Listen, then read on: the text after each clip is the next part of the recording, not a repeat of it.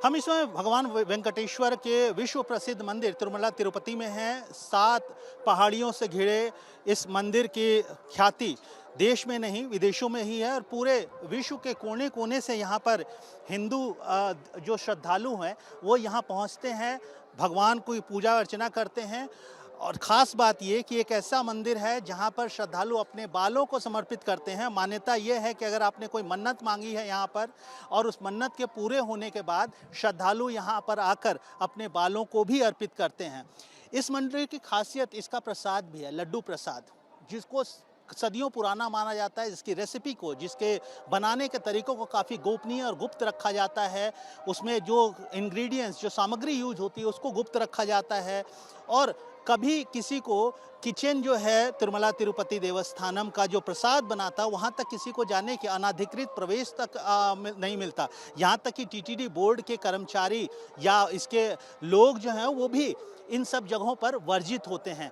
ऐसे में चंद्रबाबू नायडू जो मुख्यमंत्री हैं आंध्र प्रदेश के, उन्होंने आरोप लगाया है कि पिछली सरकार के दौरान इस लड्डू के बनाने में जो घी उपयोग होता है उसमें जानवर की चर्बी का इस्तेमाल हुआ और इसको लेकर विवाद काफ़ी बढ़ गया। उसके बाद सरकार के सूत्रों ने एक lab report, national dairy development जो है संस्था, उसके एक लैब रिपोर्ट जारी की, जिस लैब रिपोर्ट में पाया गया कि वाकई में जो घी तिरुमला तिरुपति देवस्थानम को सप्लाई किया जा रहा था उसमें जानवरों का वसा, उसके अलावा वेजिटेबल ऑयल्स यानी कि अन्य वनस्पति वसा भी उपयोग किया गया और इसको लेकर राजनीति पूरी तरीके से गरमाई हुई है। आरोप पुरानी वाईएस जगनमोहन सरकार के ऊपर है। वाईएस जगनमोहन की पार्टी वाईएसआर कांग्रेस पार्टी ने आंध्र प्रदेश हाई कोर्ट का रुख किया है। उन्होंने अपील की है कोर्ट से कि वो एक जुडिशियल प्रोब का ऑर्डर करे। वहीं चंद्रबाबू नायडू जो मुख्यमंत्री हैं उन्होंने साफ तौर पर कहा है कि जो भी दोषी है उसको बख्शा नहीं जाएगा।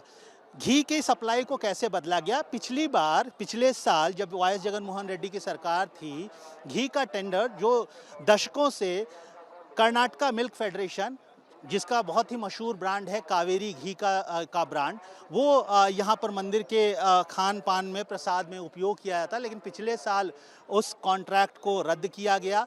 कहा यह गया कि केएमएफ जो है बढ़ी कीमतों की वजह से कॉन्ट्रैक्ट हासिल नहीं कर पाई है। उसके बाद अन्य कॉन्ट्रैक्टर्स को कॉन्ट्रैक्ट दिया गया। कॉन्ट्रैक्टर्स जिनको दिया गया इसका नाम गोपनीय रखा गया।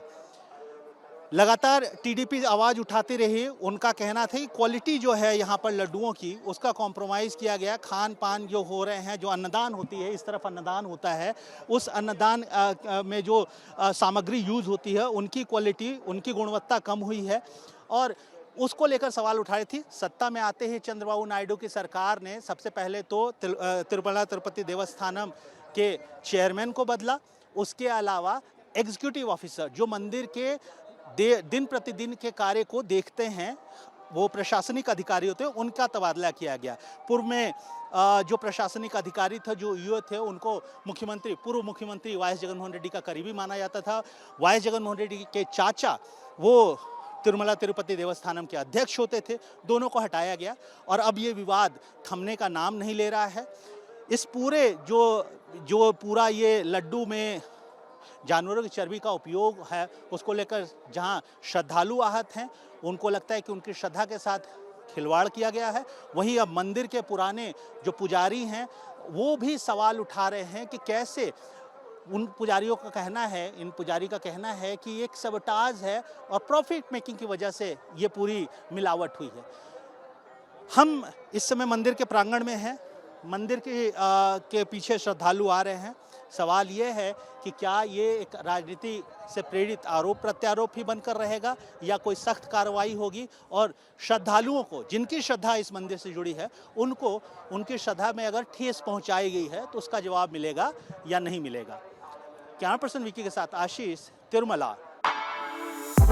For exclusive and insightful videos, subscribe to our new channel ABP Live Premium.